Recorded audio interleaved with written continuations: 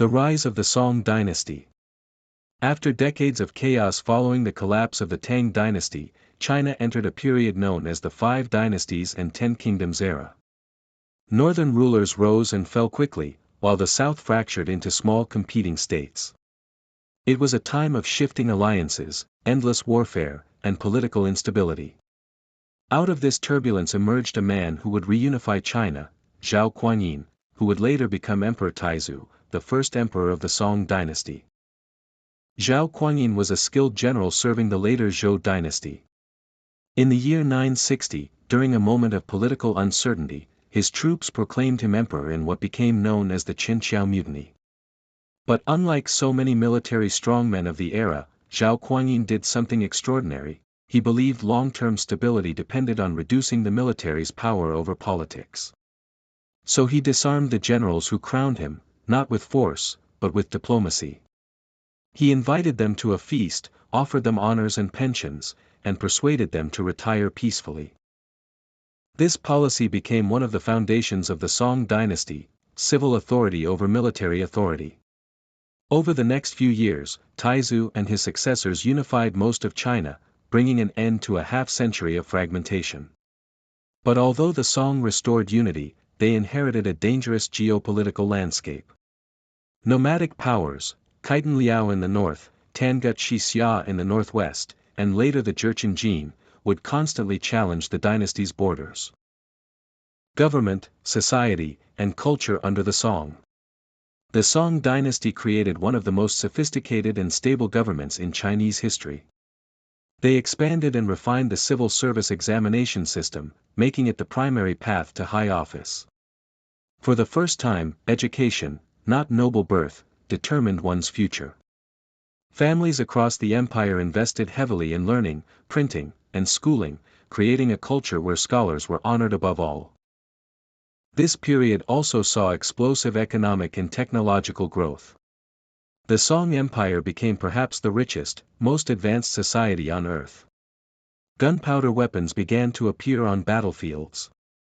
Compass navigation made maritime trade flourish.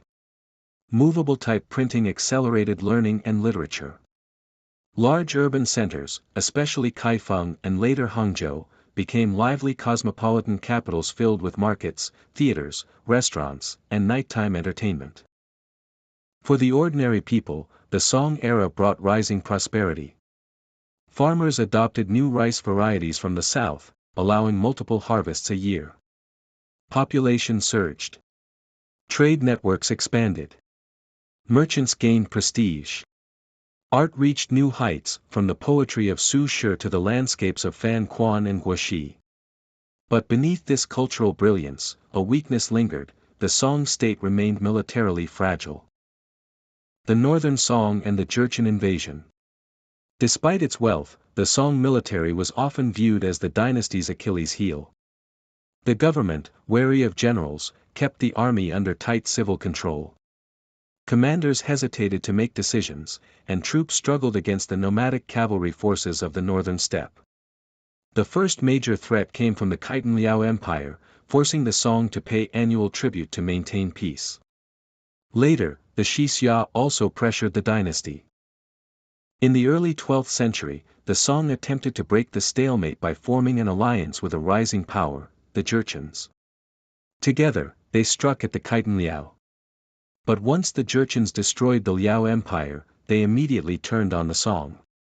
In 1127, the Jurchen armies captured the Song capital Kaifeng in the devastating Jinkang incident. They took the emperor, his family, and thousands of nobles as prisoners. The dynasty seemed finished. The Southern Song, survival and brilliance. But the Song dynasty survived. A young prince escaped south and became Emperor Gaozong, founding the Southern Song dynasty with its capital in Hangzhou.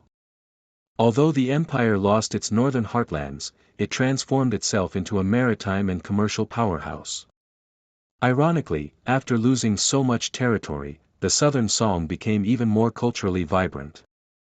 Hangzhou became one of the largest and wealthiest cities in the world. Trade flourished across the seas to Southeast Asia, India, and the Middle East. Philosophy blossomed with the rise of Neo-Confucianism, led by thinkers like Zhu Xi. Song shipbuilding, engineering, and printing reached unprecedented levels.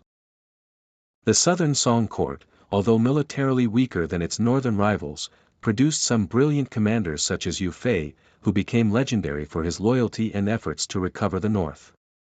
However, internal politics and diplomatic strategies prevented full-scale campaigns of reconquest. Still, the dynasty endured for a century and a half, until a new and unstoppable force emerged from the Mongolian steppe. The fall of the Song.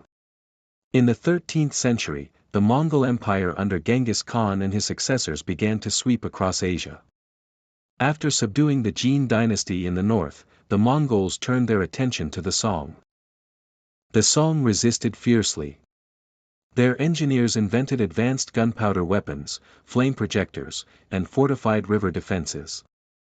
But the Mongols combined overwhelming military innovation with relentless pressure. City by city, the Song were pushed south.